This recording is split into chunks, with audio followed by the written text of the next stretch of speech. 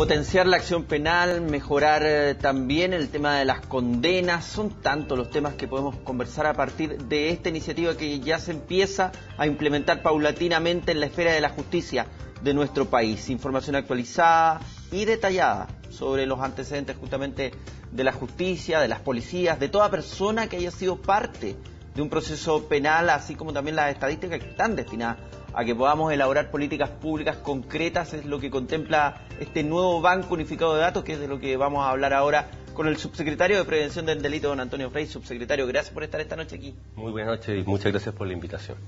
Usted tiene consultas, lo puede hacer todo fácilmente a través del hashtag CNN en alerta para que podamos interactuar y hacer la comunicación a esta hora de la noche. Subsecretario, vamos a entrar a explicar en detalle cómo se divide esto, cómo se va a aplicar, los plazos, pero lo primero que le quería preguntar, y lo veíamos fuera de cámara, es por qué no se pudo hacer antes, por qué tuvo que pasar tanto tiempo para que la esfera de la justicia chilena en este sentido se pudiera ordenar, en este sentido logístico, por llamarlo de alguna forma. Sí. Hay un problema político-administrativo que tiene que ver con cómo las organizaciones se dan cuenta que compartir información, que coordinarse es mucho más fructuoso, mucho más eficaz que actuar como compartimentos estancos. Y eso es un cambio cultural. Y eso se ha demorado 20 años. Pero también hay una dimensión tecnológica, que tiene que ver con que hoy contamos con la tecnología, digámoslo así, barata o asequible para poder implementar esto de manera fácil y segura. Recordemos que hay una ley de protección de datos personales que tiene que regir en la República y que este Banco Unificado de Datos no puede transgredir. Entonces, esta información debe ser encriptada, asegurada, con sistemas de antihackeo y una serie de medidas que hoy están al alcance, digamos así, del bolsillo de los gobiernos y se puede implementar. Ahora bien, es bastante costoso y requiere una implementación política de negociación, de llegar a acuerdo con las instituciones para ver cómo se accede a esta información, cómo se asegura su acceso seguro y cómo se mantiene en el tiempo para que podamos tener justamente la información en línea y podamos tener acciones más eficaces. ¿Es este un compromiso incumplido del gobierno de Sebastián Piñera? ¿Por qué no se pudo llevar a cabo en la administración anterior y ustedes lo pueden llevar a cabo ahora? ¿Qué faltó? Yo creo que cada gobierno ha aportado su grano de arena, ha hecho lo posible en la medida de lo posible. Yo creo que el proyecto partió como un proyecto de análisis de información y a poco andar en el gobierno anterior se dieron cuenta que había la posibilidad de hacer un boot operativo que tiene que ver con esta idea de tener los datos de personas. Entonces, el inicio del proyecto estuvo centrado en este análisis de información compartida y después cambió el proyecto. Y en virtud de ello, las exigencias aumentaron, los tiempos aumentaron y las negociaciones tuvieron que ser hechas por este gobierno para poder llevar a cabo un proyecto tan importante para el sistema de justicia y su eficacia. La información va a estar para los estamentos de la justicia en Chile para que puedan ver, para que puedan comparar, para que puedan tener todas las cartas sobre la mesa. Eso es lo importante de este boot operativo, más allá de lo analítico, si lo pudiéramos explicar a la gente que está en la casa, porque ahí me parece que radica el cambio que va a ser radical a partir de ahora, el 31 de diciembre, ¿no? Claro. Voy a poner un ejemplo, un control de identidad que hace un policía y esa persona al parecer tiene en la base de datos que él no tiene, de otra institución, una orden de aprehensión pendiente. Hoy día va a poder tenerlo en línea y va a poder decir, efectivamente, esta persona tiene una orden de aprehensión pendiente y llevársela para poder acceder a la justicia como corresponde. Otro ejemplo, una persona es detenida y resulta que, por la base de datos de gendarmería, que no tiene el agente policial, se sabe que tiene una medida quebrantada. Lo cual lleva a una detención inmediata y a un incumplimiento de las condiciones de una condena y, por lo tanto, a la reposición en privación de libertad.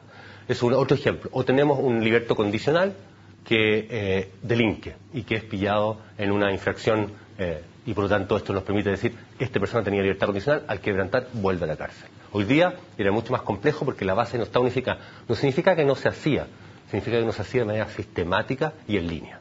Ahí caían errores sin querer, en el fondo las policías, que son las que tienen que estar en la calle en el día a día, no tenía esta información, y es ahí donde uno dice, por eso yo partía con esa pregunta, ¿por qué no se hizo antes? Uno no puede entender muchas veces desde la distancia cómo no existe esta mancomunión de criterios o mancomunión informativa, por llamarlo de alguna forma, que finalmente ahora al fin se va a poder establecer. La información está encriptada, eso es bien importante que lo aclare. Sí, encriptada para que lo entienda el público, significa que tiene un código y ese código no permite acceso al dato, a la información de la persona. Solo el que tiene acceso por ley puede acceder a ese dato y el que no puede. Entonces también tenemos, cuando alguien accede, Carabineros accede o el Poder Judicial, queda la trazabilidad del acceso. Y el Comité de Seguridad, que vela porque esta información sea resguardada y sea utilizada solo para los fines legales o legalmente permitidos, pueda decir, mire, aquí esta persona se metió a las 2 de la mañana y buscó una información de tal individuo. Y eso era dentro de los requisitos que él tenía que tener, de su trazabilidad, de su forma de acceder, y por tanto ahí tenemos seguridad absoluta de que no se va a vulnerar la ley de datos personales, que es lo más importante. Esto está, me imagino, siendo capacitado por parte de ustedes hacia las instituciones que están involucradas en estos momentos para llegar a la aplicación que hablábamos más o menos del 31 de diciembre, ya para empezar con todo el 2015. ¿Cuáles son las instituciones que están involucradas en lo concreto en este plan? Están las policías, el Poder Judicial, Sename, Gendarmería, Ministerio del Interior y Seguridad Pública y Registro Civil. Esas son las grandes instituciones. Lo que no quiere decir, este es un comienzo, este es un primer Big Bang, es un primer gran acercamiento de las instituciones para compartir información, lo que no quiere decir que podamos adicionar muchas más en el futuro y tener una base de datos mucho más robusta, mucho más completa, con mucho más información. Este es solo el comienzo. Entonces es bueno pensar que esto nos va a dar una buena línea base para partir, una nueva forma de cooperación, de ser más eficaces. Aquí ya la cooperación y la coordinación se transforma en la palabra clave. Significa que el sistema de justicia es un eslabón con partes que tienen que compartir no solo información, gestión, tienen que compartir productos. Cuando yo detengo algo, estoy teniendo un producto para el fiscal, por decirlo de alguna manera. Si yo lo detengo mal, no ajustado a legalidad, si yo lo detengo sin las pruebas suficientes, el fiscal poco puede hacer con tribunales y los tribunales poco puede hacer al juzgar, y así sucesivamente. Entonces esto también es un cambio cultural muy importante y nos vamos, y eso es bueno aclararlo, no hay magia, no hay varitas mágicas aquí, nos vamos a demorar en hacerlo algo institucionalizado, algo que es parte de las culturas institucionales, y eso va a ser con el tiempo, y eso nosotros nos estamos dando más o menos un año en la primera fase para después evaluar y tener una visión de lo que ocurrió.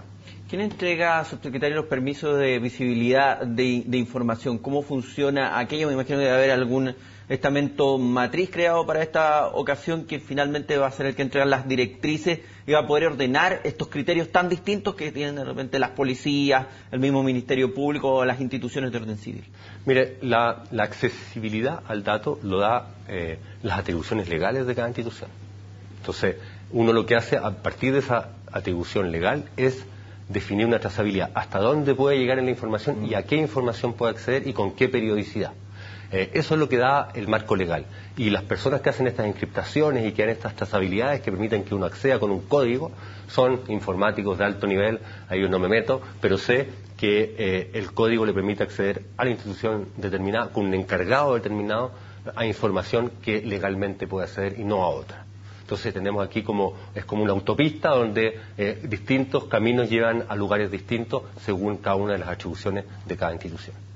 Antonio Frey, subsecretario de Prevención del Delito, gracias por estar esta noche en CNN Chile. Muchísimas gracias y buenas noches. Las gracias para el subsecretario, que vamos más o menos claros sobre este sistema que sin duda va a revolucionar el orden de las instituciones relacionadas con la justicia en nuestro país. Interesante entrevista que nos da el pie ahora a la pausa y de vuelta, más revisión de las noticias de CNN.